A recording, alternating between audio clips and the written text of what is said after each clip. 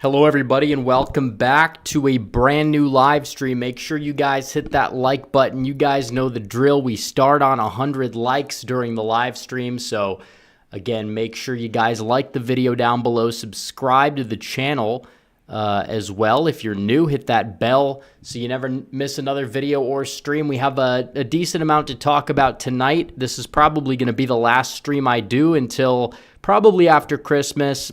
Some pre-recorded videos this week. I'll be traveling. I'll be doing some stuff. Obviously it's the Christmas season, so you guys know the drill. But I'll be back. We'll do a live stream probably before the new year, so do stay tuned for that. But we will be getting started right here, right now. We've got the face cam on, and isn't that just a beautiful map? It never gets old. Some people will say, the election map, we've seen it so many times, it's like, I don't care. It's going to be seen until we get another one, probably. All these states that Donald Trump flipped, just a massive shift in his direction over all this election cycle. It begs the question, have Democrats learned anything since their defeat? And the answer will really not surprise that many people. It's no.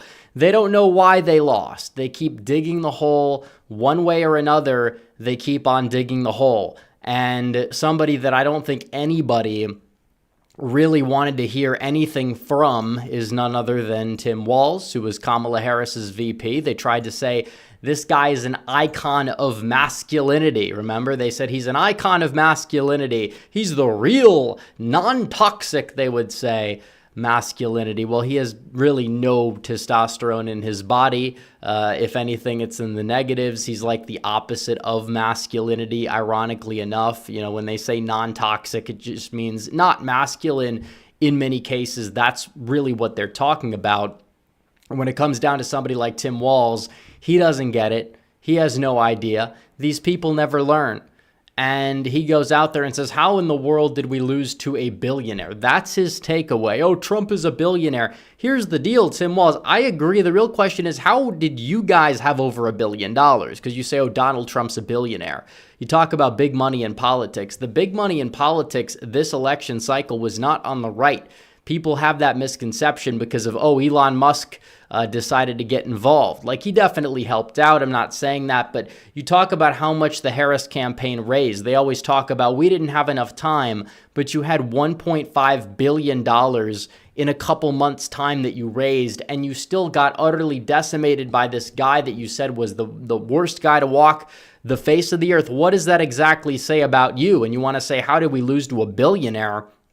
Well, like, that's relevant to the plot, because it's not.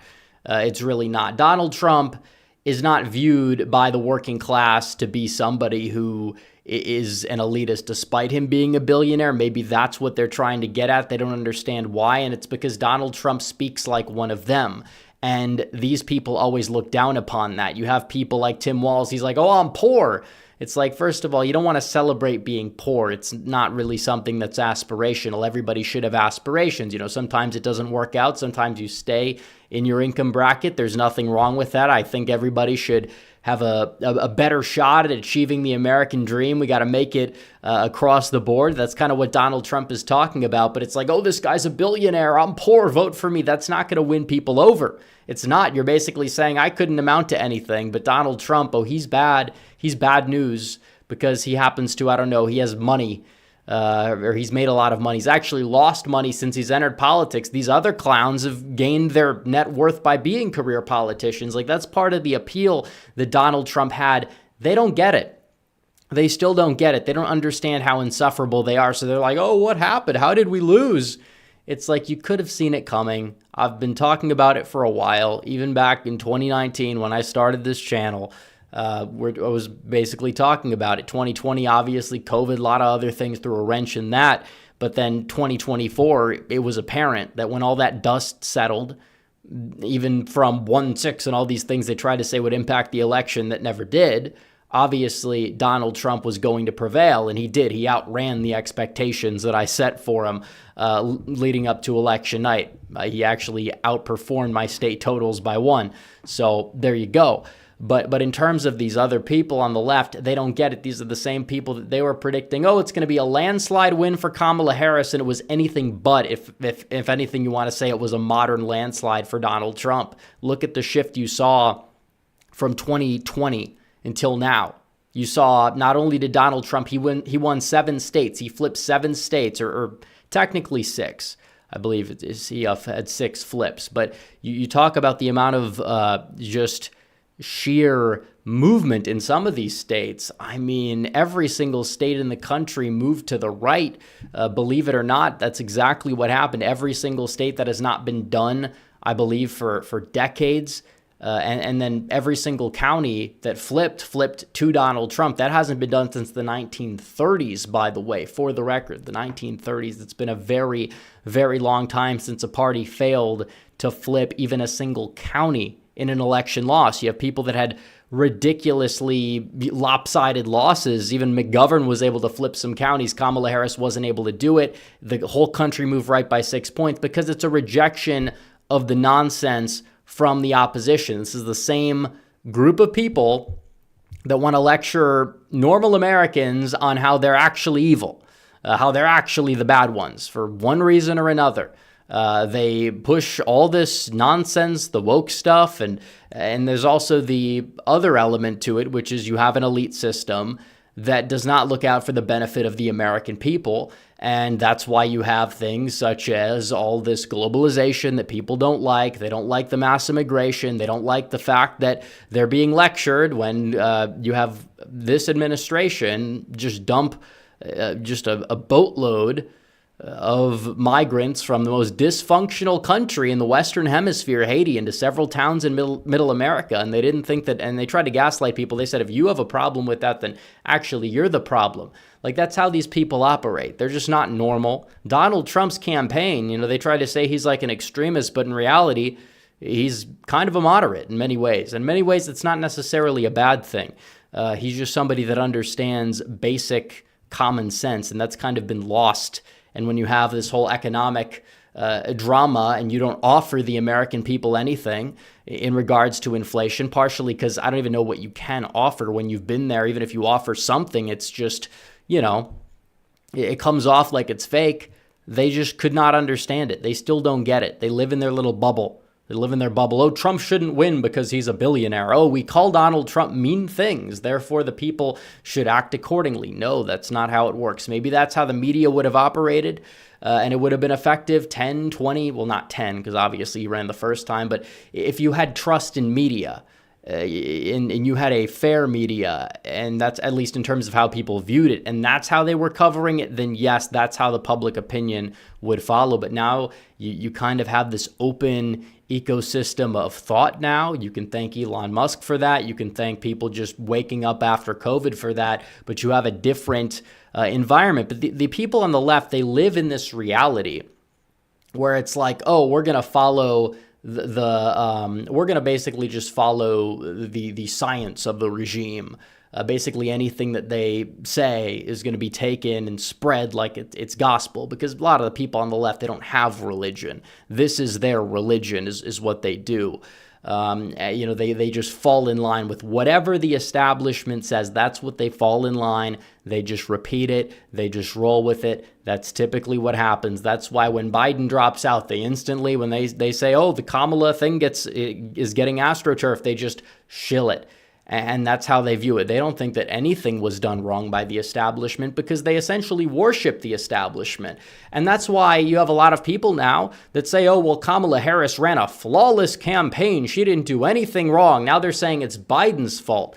And what is this going to lead to? Kamala Harris running for president again? Is it possible? Is she going to run again? She's leading the polls in the primary. Why not? You could say, well, they're going to find somebody else. But either way, like, you're going to have like the far left candidate, or AOC might actually run or something crazy like that. Seems like they're trying to do that, and they're not going to let her win. And then you have Kamala, and then who somebody else, Gavin Newsom. Like, none of the establishment favorites are really all that solid. They'd be better off running like a celebrity candidate, trying to like go down the Trump route. Because, you look at the Republicans back in like 2016, besides Donald Trump, like, who would have been that guy? You know, there's a few people that might be slightly intriguing, but there's no like real candidate that's going to inspire voters, even if they would narrowly have been able to beat Hillary Clinton. First of all, you'd have a very different map. And second of all, what would you have gotten? Would it have led the party in the right direction, or would it have been essentially a fluke? Well, now you have Donald Trump. He wins. And honestly, you talk about the 3 for 3.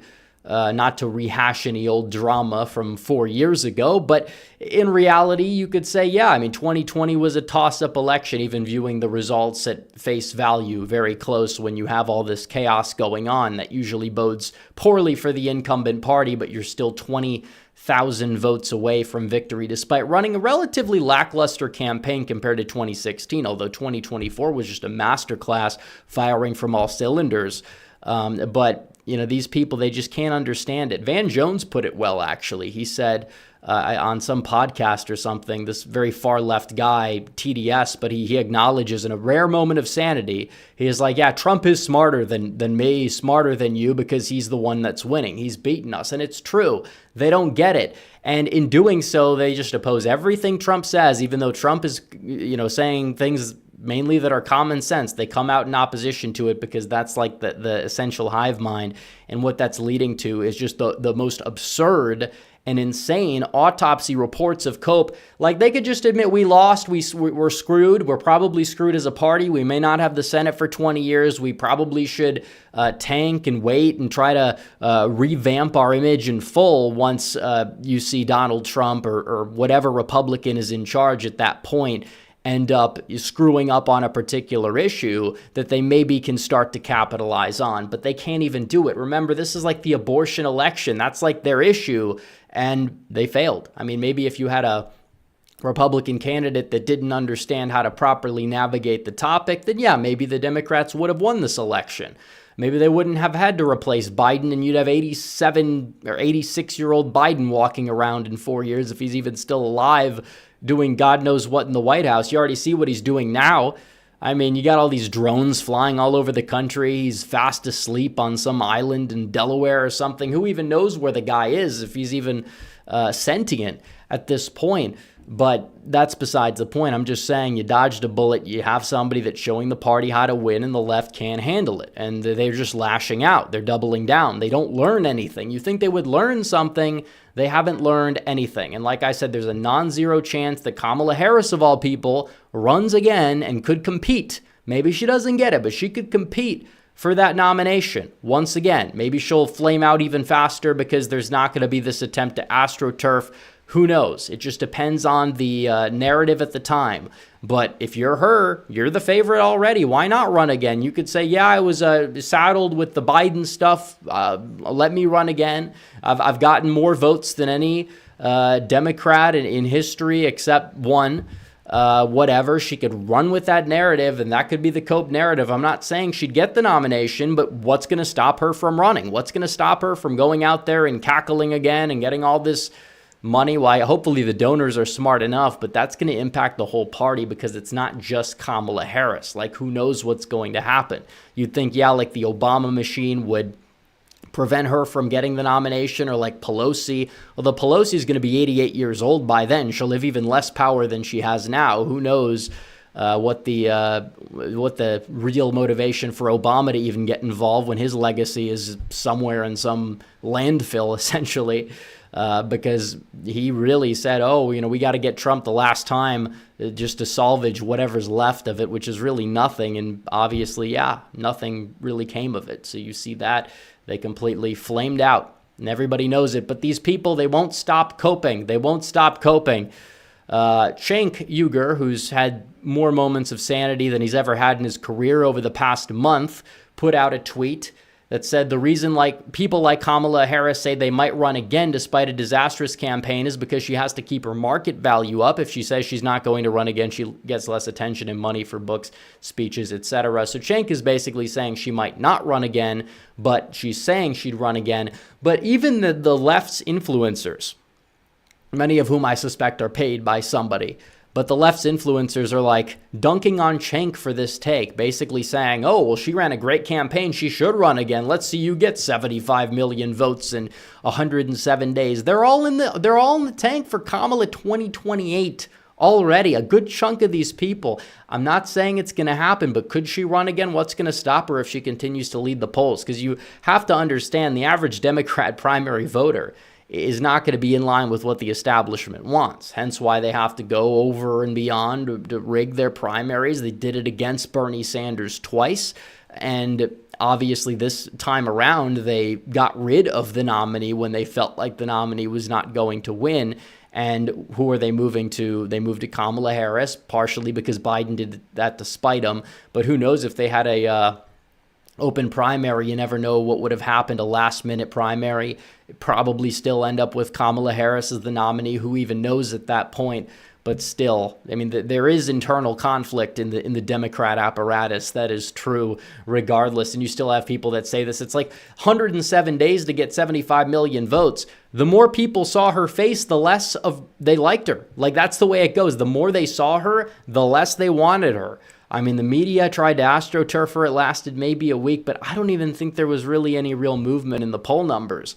And this whole honeymoon period in the polling, if you look at the polls, the day that Biden dropped out, he was down to Trump by 3. Kamala was down by 2. And the unpopular vote result was, if you round to the nearest whole number, it was essentially a 2-point popular vote win, technically 1.5%, but that's not a big error. The poll numbers did not move much. You could say that's just, oh, the undecideds came home or something like that. Like, that's it. Like, that's literally it. That was the only difference. A lot of it is just crazy. The one thing I will say that Alan Lichtman is right about is a lot of these swingy, polling, I guess you would say, just bumps and dips. A lot of them are noise. And there's always going to be something set in stone. You could largely have enough fundamentals to predict the winner. He just chose to pick the wrong fundamentals because he's clouded by his own bias. But they don't get it. Like, they're the same people. They'll trot out this guy, Mr. Jazz Hands over here, and say he's the icon of masculinity.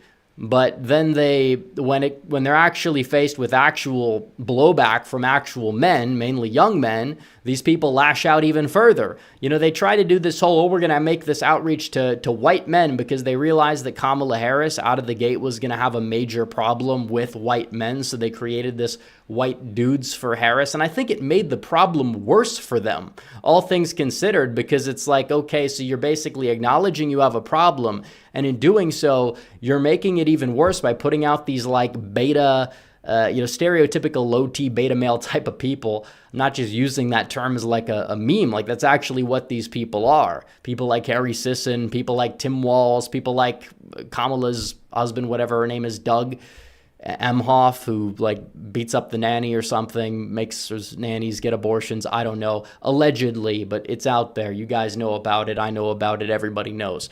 But regardless, one thing I will say is they just don't learn.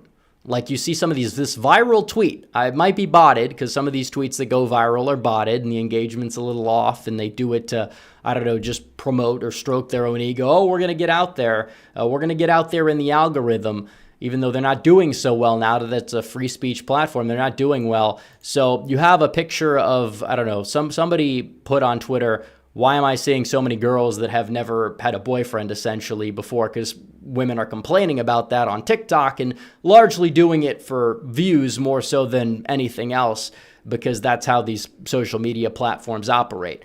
And this individual, transgender, Palestine, flag in bio, whatever, says, what's going on, to quote the question, and then says, the majority of young men are literally effing Hitler Youth. They still are doing this. Like, they don't understand that the last 2 weeks of the election, that's all they did was say, oh, Trump, Hitler, Trump, Hitler.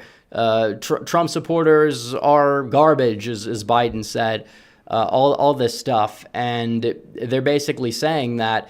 And when they lose a lot of their own followers, prominent accounts, prominent people, your average Democrat voter, they're saying, oh, the average young man is actually Hitler.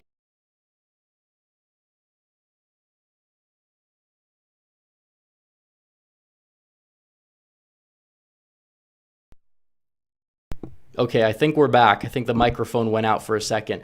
But basically, they're saying that the average young man, because they happen to have like political opinions that are somewhat right wing, moderate opinions even 20 years ago on certain things. Oh no, they didn't vote for a horrible candidate. They voted for prosperity, putting America first. These people must be evil. They must be Hitler Youth for some reason. Yeah, that's not how it works. And the more you talk like this, the more you're losing. And instead of trying to realize the problem, what are these clowns doing? They're digging the hole even further. And it's just like, and now their party has to do this tug of war thing. Do we keep woke? Do we get rid of woke? How do we handle woke? And if they try to play both sides, they're not going to win anybody over. They can, especially because you have a lot of people on the left that view wokeness as their like religion. You can't get wokeness out of the Democrat Party and expect them to do all that well. I mean, you just can't do that either. Like it's a slow, long process. It's something that they're probably going to have to lose for a couple cycles, because you're pissing off both sides essentially by trying to straddle the line. That's what you're trying to do. Saying, guys, could we tone it down in the transgender stuff? What do you think that the transgender constituency that they have? It's a very small proportion, but a very loud proportion of their voter base that is going to make sure that they complain about it on social media, make a lot of these people's like lives hell. Like you even saw what happened in Michigan with the Palestine vote, very small portion of the electorate, but did a lot of damage for Kamala Harris in the state of Michigan.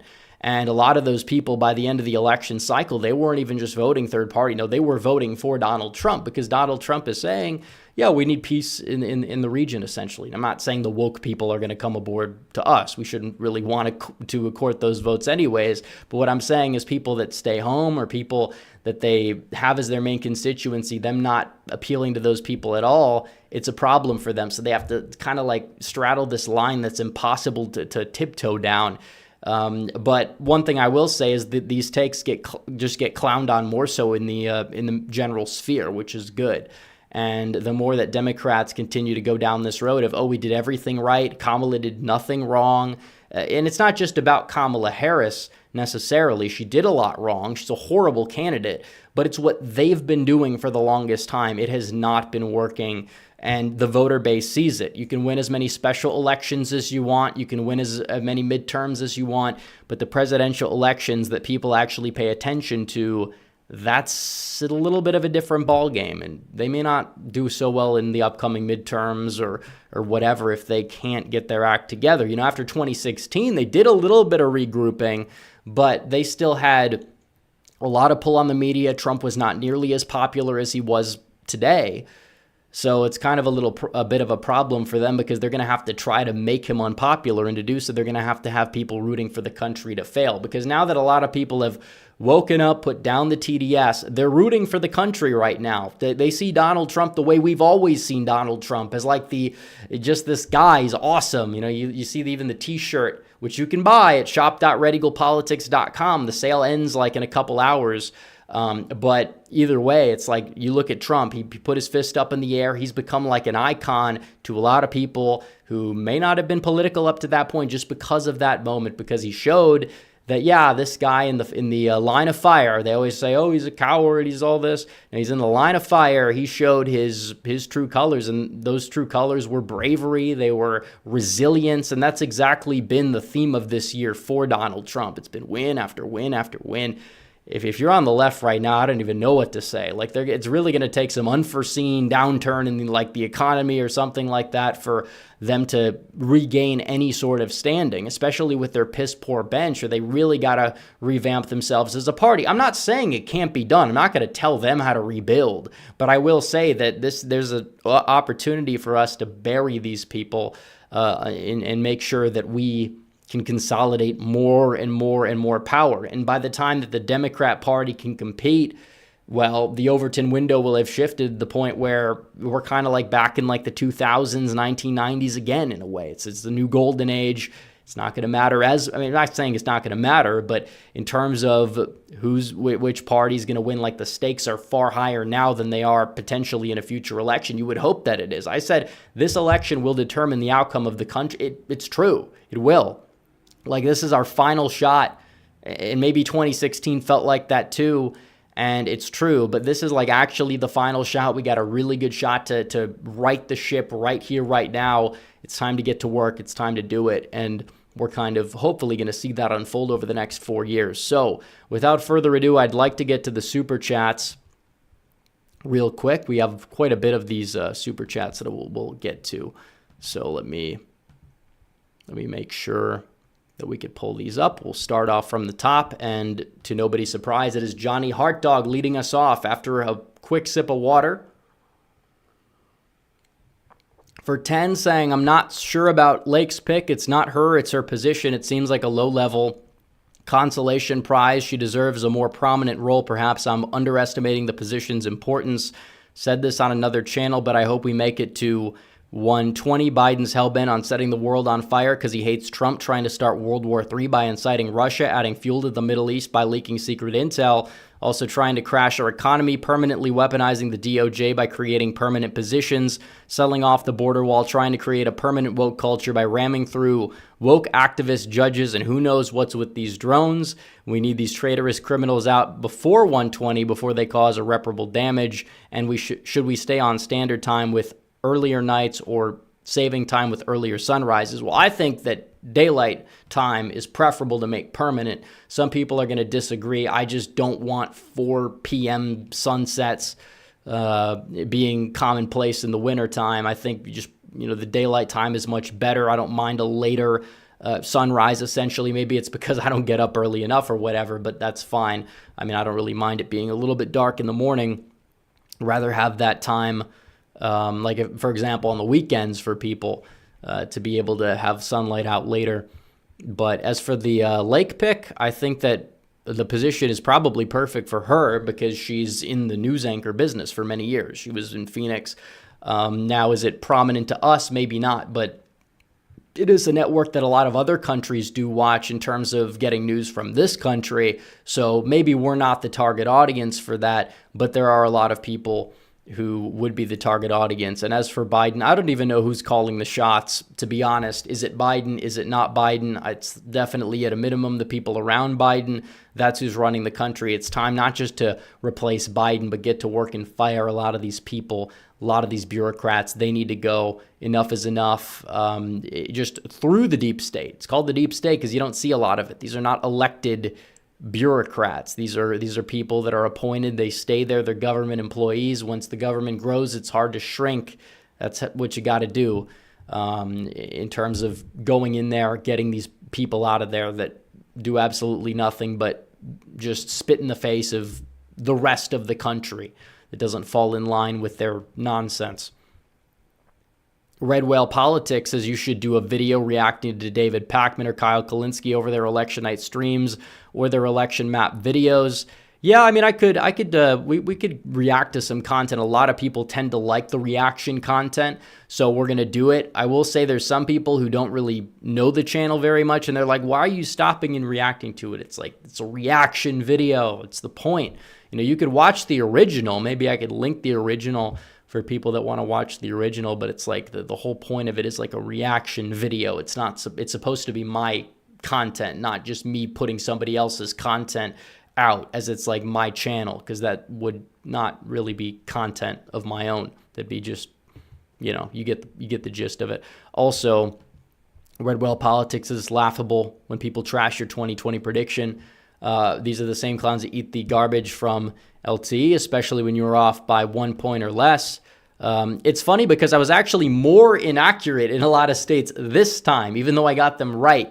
Like Arizona, I was more accurate in 2020. Pennsylvania, I was more accurate this time, but I think it was Michigan, actually. Last time I was more accurate in Michigan, and I think, was it North Carolina? I kind of got North Carolina, Georgia right, but Nevada, I think even last time it was more accurate in Nevada. So I underestimate Trump. I get away with that apparently, but if I have like a good prediction in it's a very shady election. 2020 is like, are people going to forget about this?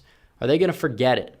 Like some of the narratives people will say, It's one thing, but are people going to forget the whole scope of 2020, just the whole circumstances? Like, do people not even understand that they changed the laws to explicitly benefit Democrats, give them a leg up in the election system, and allow them to just make it just close enough? If it's close enough, they can find a way, and that's exactly what they did. But this time around, it was different because Republicans fought back just a little bit, and that was way more than enough, and people showed up, thankfully. That's something we got to be thankful for leading into the new year, the new administration. The people actually showed up and did their job, despite a lot of people thinking that their votes didn't count. That's not to say there's still no shenanigans, but you get the point. Also, Red Whale Politics says, besides Dems losing the election, they also have another problem, their branding and image, which is insufferable and unlikable. Yeah, they're even losing certain people within like the old establishment that helped Biden out a lot in 2020. Like, is it true do I trust somebody like a Zuckerberg or a Bezos? No, I don't trust these people at all. But these people are smart and can understand the way the wind blows, and they care more about their profit margins. They care more about just making money, etc. And they understand that now it's socially acceptable to support Trump. They're going to want to grift in Trump's corner, maybe contain him, which is a whole nother conversation. That's why I don't trust these people. But I will say that it's like it showcases the Democrats in terms of even their old donors. Who wants to give them money if they couldn't even win with $1.5 million or $1 billion? Like, if you're a donor in that category, why would you want to donate to these people? Like, why would you want to give them money? Like, some of the donors are too far gone, but some of them aren't. If you're a millionaire, billionaire, you name it, you understand what you're getting. In many cases, those people do better under the Democrat regime. It's just the way it works. But the taxes, it's like a whole different story. A lot of these people, they don't pay very much in taxes anyways. They know their ways around it. The tax code, if anything, Trump's tax code actually raised a lot of these people's taxes depending on where they lived, because he got rid of those SALT deductions, or he got rid of the SALT deductions. He did campaign on bringing them back, but I don't really think it's going to amount to much. I think he just did that because he wanted to make a play for New Jersey or New York in this election, but I don't know if that's a promise that he's going to really try to fulfill. Not like it matters that much in the grand scheme of things, but no, it is true. They've lost a lot of people. They have on the left, not necessarily ideologically wise, but because who wants to give them money if they're this incompetent? Maybe if they get some nominee in there that's different in 28, who knows? But there's nobody on that bench that I'm afraid of. You're not going to convince me Josh Shapiro is an unbeatable Titan when he's 5'4". You're not. Sorry, it's the way it is. I mean, the guy is going to get mogged by Vance on the debate stage. You could say that doesn't matter. Yes, it does matter. It absolutely matters. It absolutely does. I mean, it's partially why Ron DeSantis got clowned on so much in the primaries. Like, you have to have the aura. The policies on the left are all the same anyways. Maybe they're more outlandish if you're like on the AOC Bernie wing of the party. That's true, but they're all outlandish, essentially. They're all outlandish policy, or they're all in lockstep with the status quo regime in the left in terms of what their ideology is. For the most part, they're all just in lockstep. So personality for the left, it is going to make a make or break a lot of these candidates in this primary that's going to come up in 4 years. But we don't have to deal with that for a while. But I'm not scared of anybody on their bench, to be honest. I think it's laughable. You're not going to convince me that Wes Moore is anything other than a discount Obama. Honestly, current Obama is a disaster. He's not going to be able to run, but imagine if they did repeal the 22nd Amendment. You have Trump, and then, Obama could run against Trump. That's the deal they make to get rid of the 22nd Amendment. Donald Trump probably still ends up beating him, to be honest, even at 78 years old, but it's not going to happen. But hypothetically, it'd be an interesting hypothetical. What if they did that? You never know. But let's check the super chats. Tucker Cornegay says, is it really possible for anyone leading the FBI to expose them? Will they have access to their lies? Can their ability to release info be stopped? I guess it just depends on what they have access to. What can the FBI director do? Can they declassify certain things? That's an important question. Or would that have to go directly through the president? I think it would depend on what you're talking about. Red Whale Politics says, who is worse, Jimmy Carter or Joe Biden? Yeah, I understand recency bias is a thing. I'm saying Biden. I firmly believe it's Biden. Carter, decent guy, did a lot of like humanitarian work. I don't think that should really be how his presidency would be judged, because it's by your job performance. But Biden's a laughingstock. He's going to be remembered as a laughingstock 20, 30, 40 years from now. Nobody's going to remember. He didn't do anything of note. He didn't, even the bills he signed, they weren't clearly even able to carry him to victory. That what exactly do people want to talk about? Oh, this like CHIPS Act or whatever that they can't even like start working with because the government's so inefficient to begin with. Like what are they going to claim that the number one like accomplishment is? All they did was get us involved in all these conflicts we have no business being in because they have weak leadership. The economy didn't do well. The efforts to stop that in many cases ended up making it worse. Like, no, this administration, even if you're somebody on the left who wants left-wing policies to succeed, it's been a major failure. The average voter can see that, so much so to the point where they decided to bring back somebody that in the eyes of the left is like the worst guy ever, and they still can't let that go for some reason. Whatever. But still. They're like, oh, well, Republicans didn't give Biden a chance. And that's true, to be fair. I'm not asking them to give Trump a chance if they're like TDS ridden anyways. But it's like they wouldn't even give Biden a chance a few months ago, ironically enough. When he was their nominee, they wouldn't give him a chance. So what can I say? But I think Biden was worse, honestly. Like you could say Carter, this, that, and the other thing, like inflation. But the wage growth this time was not really catching up nearly as much. You got to look at like the real rate of it. Not all that great. So I think Biden probably is worse. I mean, he definitely, and it's not just the policies or whatever. It's just the leadership overall that does have to play a role when you're judging a president's tenure. It was a joke. It was a laughing stock. They said this guy was the decency, normal candidate. Have you seen the past 4 years? Have you seen what this guy does? They never learn, folks. They never do. But Logan Agee says, who would you like to see appointed to Vance's Senate seat in my great state of Ohio? I don't know. I don't know any. I mean, I don't know who it's going to be. There's like a few names I've heard. I could tell you out of the few names which one is solid, but I haven't heard. It's not going to be Matt Dolan, which is good. So there's that. Let's see. Olivia Williams says, it's funny how Robinson was the Mastriano this cycle. Well, I mean, the guy went on forums called Nude Africa, allegedly, and said all kinds of crazy things. And, like, it's obviously the guy. Like, you could say, well, they try to get him, it's a hit piece or whatever. Like, I just genuinely believe that was probably him. Like, am I going to say it should matter? I mean, the guy, 10, 15 years ago, I think denying it made it worse. Because he could say, yeah, I'm a changed man.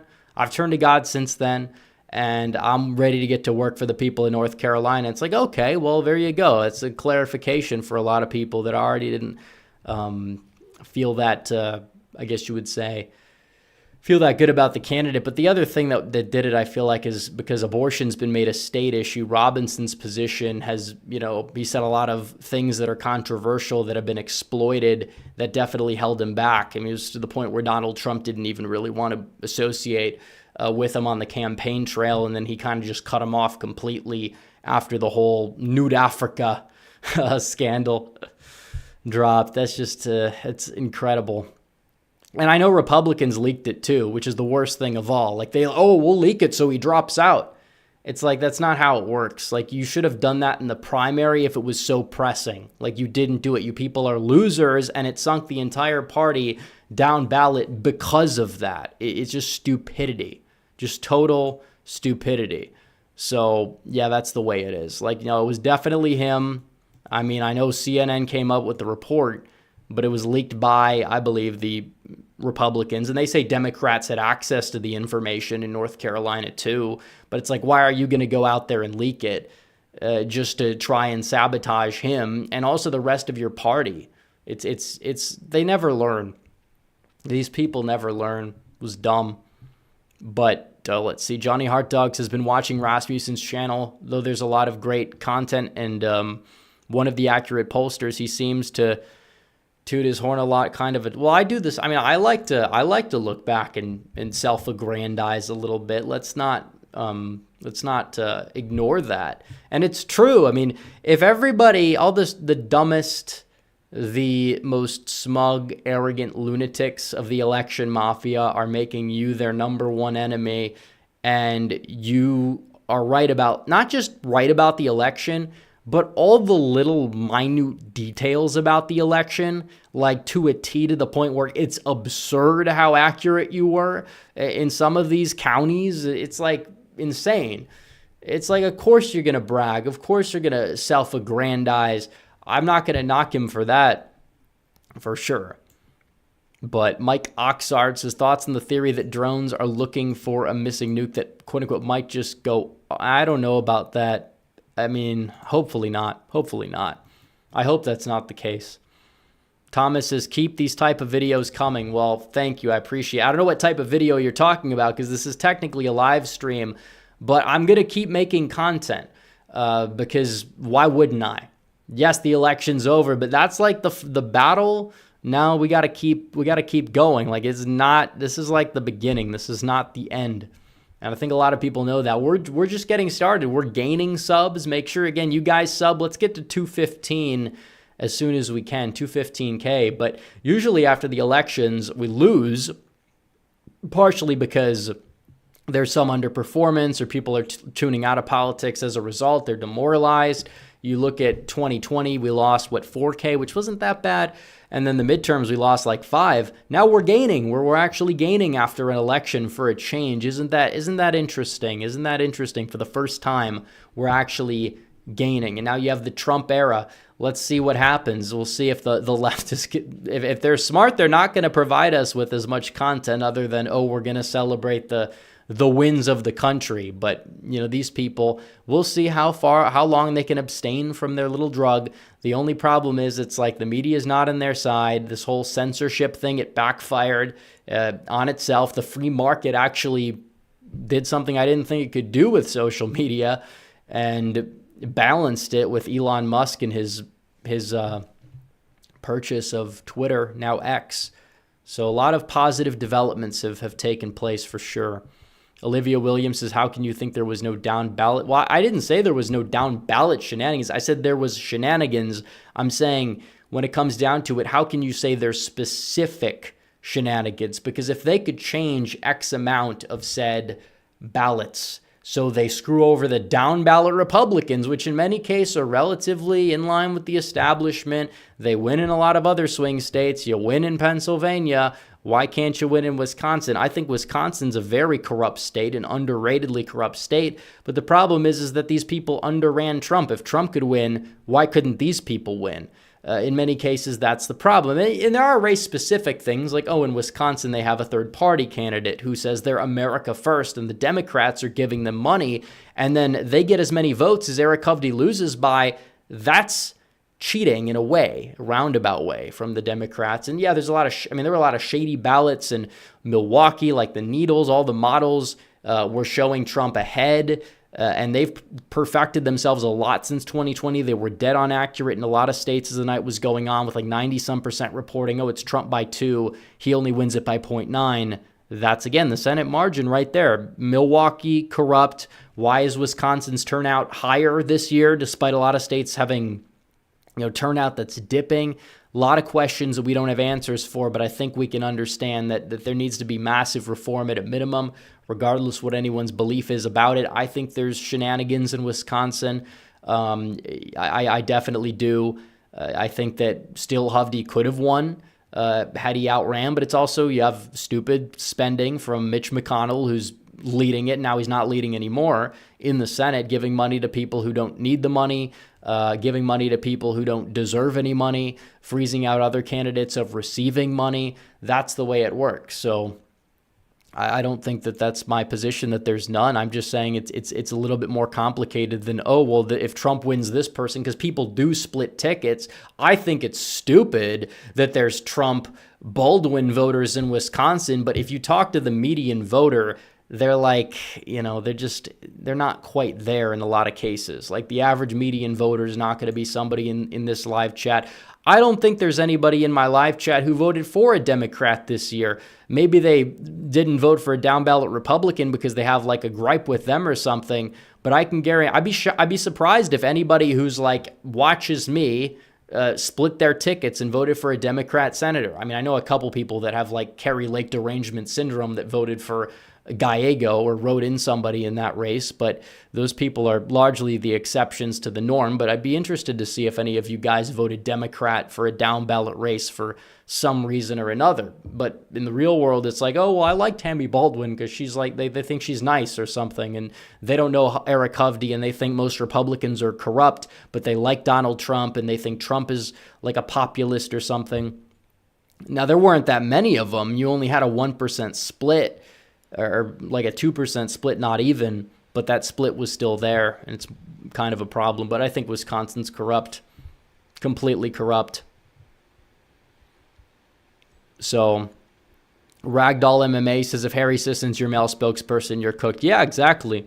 People are like, oh, well, these people need to go on podcasts. It's like, do you think how is Harry Sisson going to appeal to like the Joe Rogan audience anyways? Like if Kamala Harris went on Joe Rogan, it would have been like the end of her campaign again, which there were a lot of ends because she never really had a shot, to be honest. But if she went on, she arguably would have done worse. It's not about reaching a new audience because these people are empty suit politicians. These are not people that are real people. They're not. They just repeat the same lines that are rehearsed and whatever. Honestly, Biden, because he was so insane, it would have been content. It would have been entertaining to see Biden do the rounds of the podcast. He probably would have been like yelling randomly, getting all like, it would have been like sad to watch, but some people could find it amusing. Some people would have found it entertaining. But no, Kamala Harris, like nobody thinks that she's like all that at all, like unless they're in the cult. They're in the vote blue no matter who, Dems can do no wrong, Trump is evil cult. They're the real cult. They say Trump is the cult. No, they're the cult. they're pushing people away. It's like, oh, people like Trump, therefore, I mean, they're in like a cult or something. Not how it works. Not really how it works. You can have political heroes, but they have to be worth having. The Democrats just don't have any. They don't. Like I could disagree with a lot of these like Marxists on the far left, but like I mean, if they have like this attachment to like Bernie Sanders, I can understand why they would like that politician. Whatever, he comes off somewhat genuine, even though he's like a communist adjacent, communist defender type of guy, Marxist, socialist, whatever. But you can understand the appeal because he comes off genuine at times, whatever you name it. But these other people in the establishment on the left, there's really no understanding why anybody could like these people. There's no the resist lib crowd, the bought and paid for crowd, the Harry Sisson crowd.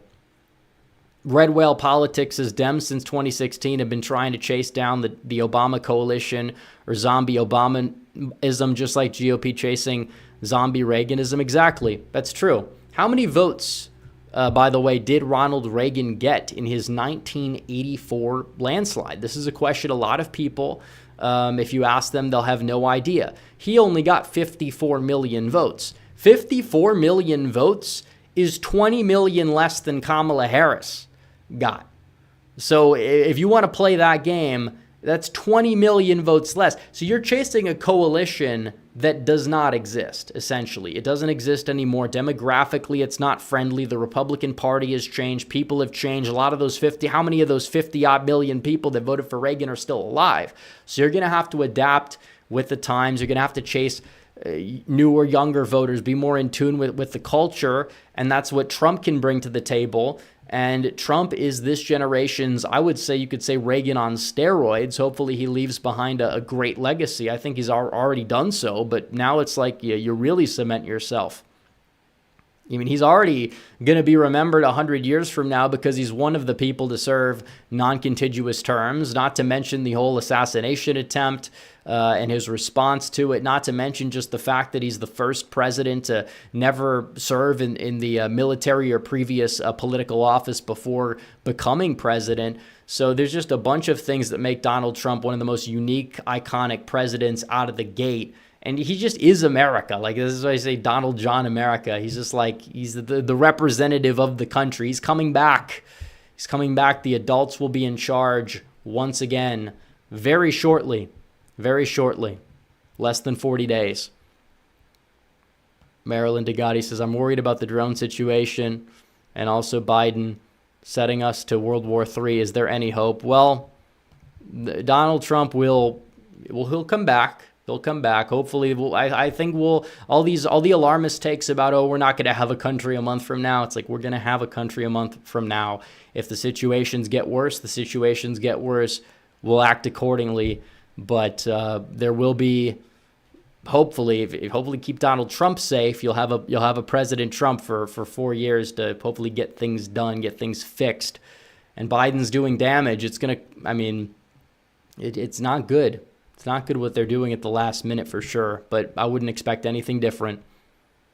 Olivia Williams says, Joe Christ is divisive. Kent lost. Does he run in 26? Probably not.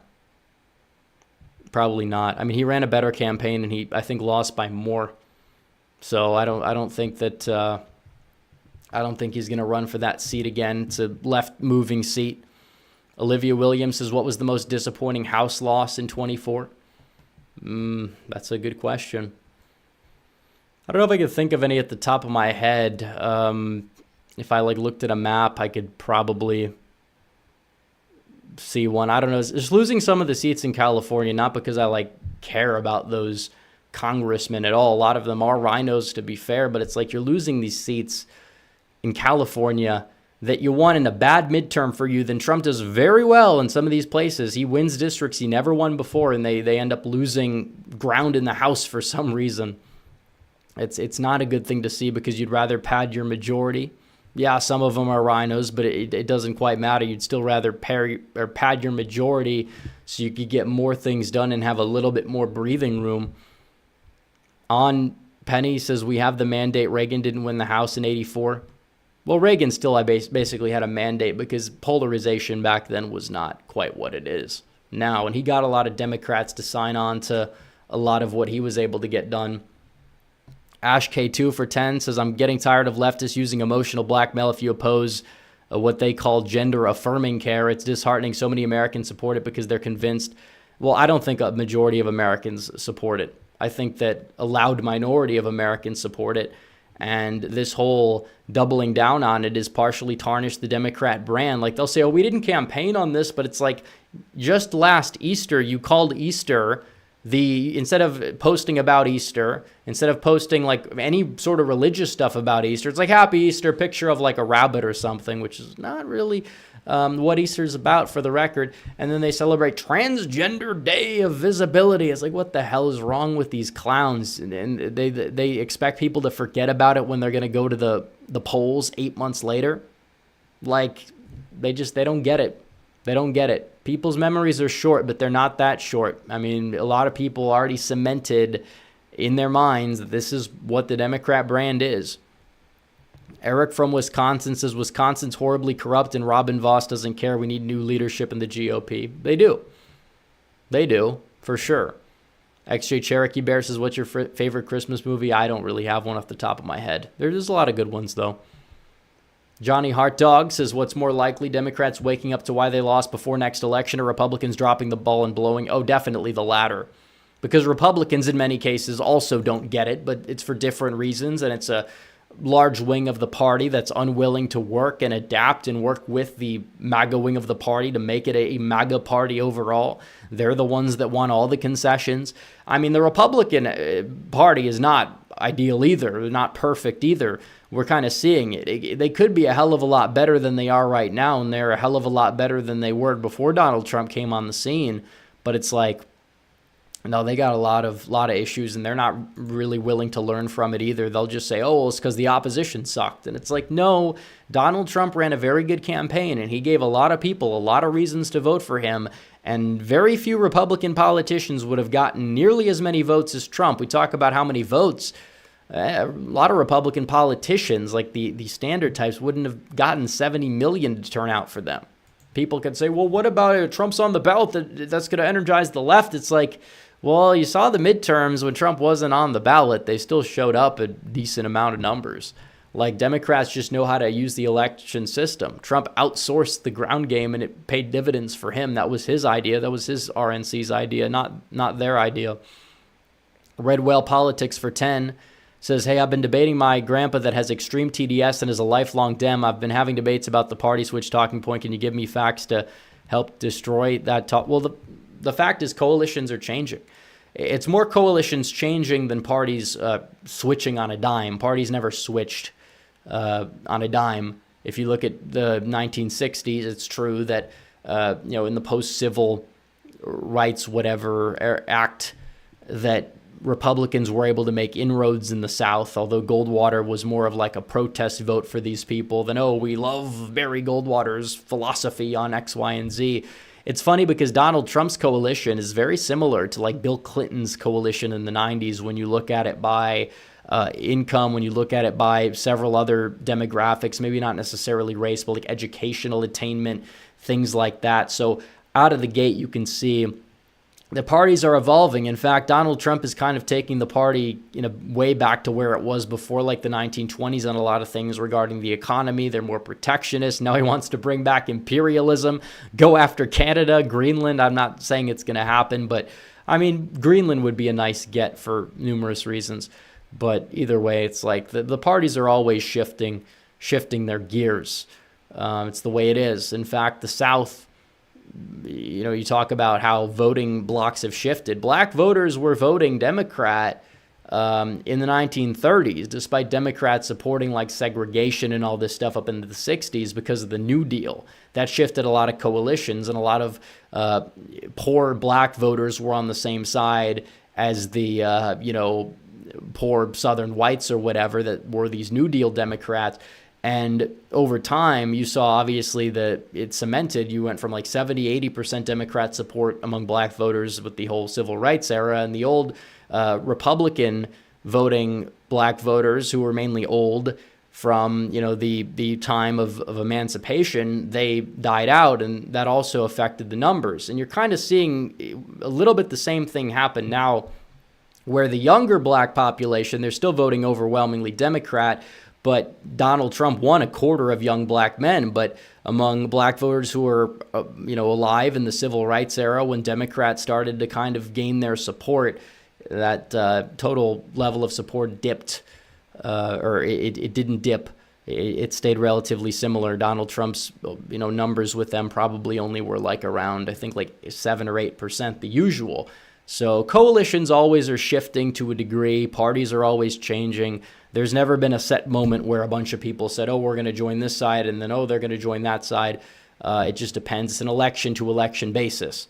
You look at 1964, but then you look at 1976, and it's like, oh, the South is blue again. Why is this? Oh, it's coalitions. And, of course, Carter's coalition wasn't the same as the coalition that Stevenson had in the 50s or FDR had or whatever. It's different.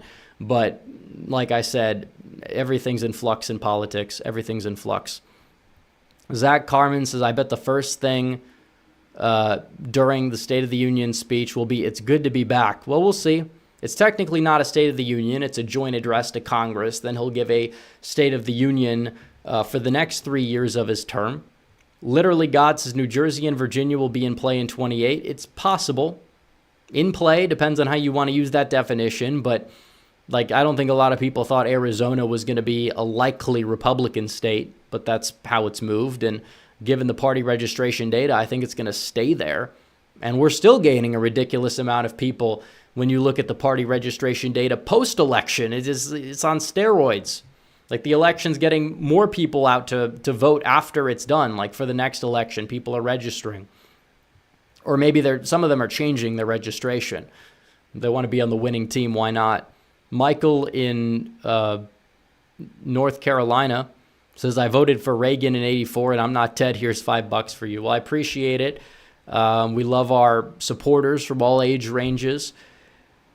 And it is true, it depends, but there's a good chunk of those people who voted in that coalition. They're not alive. Even Trump in 2016, there's a good chunk of people in that coalition who passed away. I mean, people probably have some people in their families that passed in the past 10 years, and they were a part of the coalition. I guess now they're not, but that's just how life happens. It's sad, but it is the way it is. In the old Reagan coalition, you wouldn't be able to build that in the current day because you have a different environment. And it just doesn't play out as well. But there's certain elements that'll play out well. People like the peace through strength foreign policy aspect to a degree. People like low taxes. People like tax cuts. It's true. Certain elements of conservatism that were espoused then or, espoused now by the party. But that's how it goes. But the coalitions do shift and change, and you can't run the same campaign every year. I mean, Trump's campaign was amazing this year. I don't know if it's going to be able to be replicated, but whoever runs in the future, Vance is going to have to bring his own thing to the table, and he can build off of it and keep the same energy. He can campaign with Trump and whatever and do what he needs to do to win. Red Whale Politics is, what's your favorite Trump ad? Mine is Together. Well, I don't know what that reference is. I mean, I don't remember what the ads were all called. But, I mean, there were a few good ones. There were a few really good ones this cycle. Just all the ones in the economy were brutal. On crime, they were brutal. There were just so many ads. They were prepared for Kamala Harris. They had a lot of ads ready to go. Not a lot of people remember it at the time because everybody was in some panic mode. I'm like, just chill. Like, it's Kamala Harris. Like, you would have loved to go against her instead of Biden to begin with anyways. Like, nobody's going to deny that. If you ask somebody, would Kamala do worse than Biden back in, like, May, they'd be like, I'd rather run against Harris. Maybe not May because Biden was kind of coming off at the seams, but like a year ago, yeah, most people would have rather gone against Harris. Now, after Biden just essentially died on the debate stage, maybe a little bit of a different answer. Now you'll still have some people, oh, Biden would have done better. It's like, I don't know about that. Maybe pre-debate Biden could have done better in some places. Like maybe, yeah, Pennsylvania would have been a little closer. He pulled better in Pennsylvania. She always pulled a little weaker in Pennsylvania. Red Whale Politics is hard question. Who was worse, George W. Bush or Biden? I mean, it depends. Because it's clear Bush had a golden opportunity to do something great and he squandered it. I don't think he necessarily bears all the blame for the whole economic downturn. I think it probably would have happened regardless who was in office. But, yeah, I think Biden definitely, not even close. That's not to say Bush was good. A lot of missed opportunities with Bush. He was definitely just an establishmentarian candidate. He didn't even run as such. He ran as kind of like, in terms of foreign policy, he was like the less hawkish. That's how he won New Hampshire. It's ironic how that turns out. But, yeah. Let's see. Let's look at the live chat. But, yeah, a lot of people are saying the they-them ad was a banger. It was. I liked that one. I thought it was solid overall.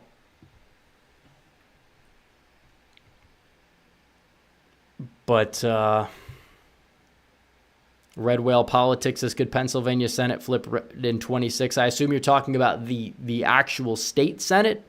I haven't seen the map, but I assume it would be possible. It's going to be difficult. Because I think Shapiro is going to be tough to beat because any incumbent governor that does not have a lot of scandals or does not run against like a candidate who's a star candidate, and I'm not sure there's anybody that would be willing to run against Shapiro that's a star candidate, but even then they wouldn't be guaranteed to win because people just like their governors typically, unless they're, or enough people do, unless they're awful. Then they'll vote against them, like Matt Bevin. Sisolak, he had a lot of a lot of the lockdown opposition continued to the general with him more so than it did somebody like Whitmer or some of these other people. But someone said Vance will carry the MAGA torch. He probably will. Do I think Tulsi is grifting? Not necessarily. Not necessarily. I don't really. I always think that if anything, she was more grifting on the left because she's always been somewhat conservative on some things, but she's had to get elected in Hawaii. Like it's, her father's been a Republican, conservative, you name it. So I guess she's just going back to where she was initially. And she genuinely just has a distaste for the DNC to the point where it's very likely that she's operating in good faith when she's opposing them.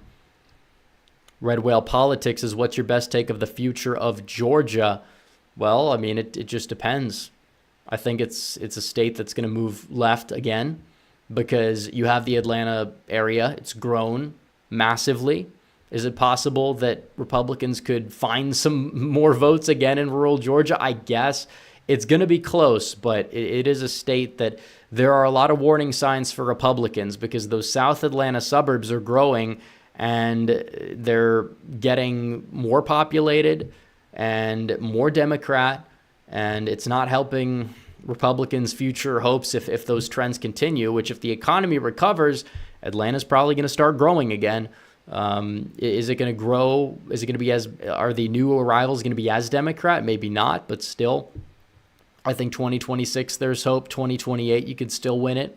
But the 2030s, I don't know about Georgia. Depends how well. What is the ceiling for Republicans among black voters? It's possible it goes up. We talk about the young black voters. If you're able to, a generation down the line, you're going to be winning, 20%? That's not a lot, but every vote matters. It goes a long way. I'm not saying Republicans are going to win the black vote, but could they run competitive among black men under the age of 45 one day? Is it possible? I don't know. I guess it could be possible, but it's going to be tough because there is this element of wokeness that's still going to reign supreme in a lot of these Democrat voting communities. That's not going to go away. But it's going to stay around the longest with a lot of these white liberal, millennial, the stereotypical childless cat lady voter per se. That type of demographic. That's going to be the wokest for the longest. Red Whale Politics is, do we have a chance in the New York government against Hochul? It's possible. The sad thing is we'd probably would have to run Mike Lawler, who is a rhino type of guy, to knock her off, but it'd be an upgrade, I guess, over the current leadership. Can Republicans gain ground? Well, we did gain ground in urban areas.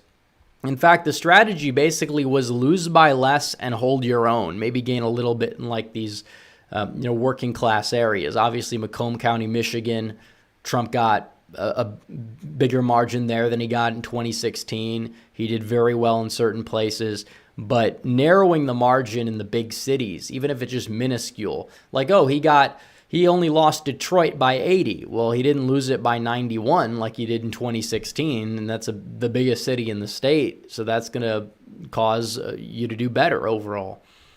So, let's see. GOP obsession with, I agree. The obsession with, we got to win these minority groups has led to a lot of, it's led to a lot of bad politics, essentially, from these people because they look at it and they say, well, we got to do what the left is doing. We got to be diet BLM so we'll win people over. It's you're not going to win people over that way. Then you get Donald Trump. He says, immigrants are taking black jobs. And then he gets... that's something that I don't think anybody wants to happen. For one, you're not wasting resources that, I guess you would say, to pander at the expense of your own base, because the Trump base wants to lower immigration, mass deportations as well. So they like that rhetoric. You're not losing anybody. And on top of it, you're adding voters who might actually want to try something new. Not they're trying to copy the party I'm voting for. Well, they're already going to vote for that party. And then still that party's going to like say, oh, you're not being woke the right way. Therefore, this is proof that you're racist, all these names, whatever. They don't mean anything anymore, thankfully. But, it's still how they operate. Let's see. Why can't college-educated voters vote for the GOP? Well, a lot of them do. I mean, college-educated white voters, like Trump won 45% of them, but it's like that. I don't know how you would say it, but it's a certain type of college-educated voter that votes for the Democrats. They're ideologically, just culturally woke. They probably would be that way if those same people didn't go to college, but they do. But it's not college that's the problem, more so than it is the culture, some of these like elite individuals. And it's not like that there's not like a sizable chunk of college kids nowadays who vote Republican, because they do. Maybe that's going to change with this generation, but it's mainly the millennials. And the fact is that a lot of people in the millennial generation have an education or a degree, a college degree, compared to like the boomer generation, where a lot of people were educated, but it's like double now, and those people skew more liberal, woke, whatever. That's kind of skewing the average. A lot of the people that voted for Ronald Reagan, they ended up voting for Donald Trump. That's the way it goes. A lot of them did. A lot of that coalition did, if they were alive in 2016 or 2020. But it's just different demographics, different age, different everything. So let's see. I think that's it for Super Chats. I think we're going to wrap the stream up, but it's been a good one. We've gone on for over an hour. Appreciate everybody for tuning in. Appreciate all the Super Chats as well. I'll be back hopefully before the new year with the stream. There will be content in the meantime. Probably a lot of like 2028 hypotheticals or something like that. So stay tuned for stuff that is a little bit too premature, but still interesting. So anyways, guys, thanks for watching. Like the stream down below, subscribe, hit the bell. I will see you guys in the next one. Red Eagle out.